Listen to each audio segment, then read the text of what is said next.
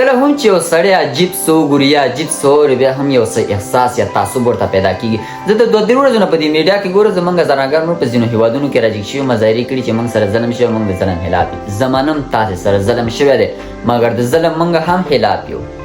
دغه ظلم چې تا سره وشوی دی له پښتنو نه دې سره ډېر سخت ظلمونه شوي دي مګر موږ هېڅکله هم له خپل هویت نه انکار ونه کړو. موږ هېڅکله نه ونه ویل چې ما افغان نه یستم. موږ بیا هم وایو په فخر وایو چې شکر الحمدلله موږ افغانان یو. تاسو سره ظلم شوی دی مګر مقصد دا نه دی چې ته د 2 رنګه ټوټه دې پیدا کړې راجګی کې چې ما افغان نه یستم، ما افغان نه یستم، ای بیرغ ماست، ای بیرغ ماست. په کوم ثبوت په کوم دلیل ته دا خبره کوې؟ که داسې په 15 شهیدانو او 15 مړو وی که نه اوس د پښتون قوم د اسمان په سر کې زموږ بیرغ به د اسمان په سر رسېدلی هېڅکله په دې نه کېږي. او دا خبره ستاسې مطلقاً غلطه ده. په دغه لایفونو کې تاسې راځئ د پښتون قوم توهین کوئ، پښتانه دهشتګرد دي، پښتانه دا دي، پښتانه نه نه نه. پښتانه امن پسنده خلک دي، پښتانه امن خوښوي، پښتون شر نه خوښوي، پښتون جنګ نه خوښوي، پښتون هېڅکله د چا په حق تیری نه کوي.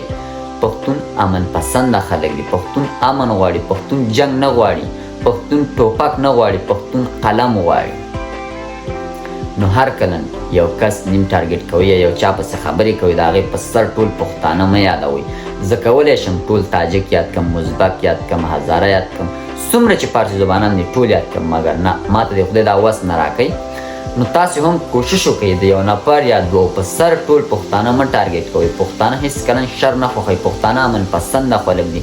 مینه راکړه، مینه رانه واله. ته ما ته مینه راکړې زه به مینه درکړم، چې ته ما ته نفرت راکې زه به په کوم سترګو تا سره مینه وکړم. نو پلیز چې تاسې دغه خلک تاسې کوم نمایندګان دي په دغه لایفونو کې راځي هغې ته یو ریکویسټ دی زما چې ټول پښتانه مه ټارګټ کوئ. پښتانه بیا هم درته وایم موږ شرپسنده نه یو، موږ امن غواړو، موږ امن پرسته خلک یو. او شهیدانو ته بیا هم زه دعا کوم الله تعالی دې هغې ته جنت فردوس په نصیب کړي، والدینو ته د زړه صبر.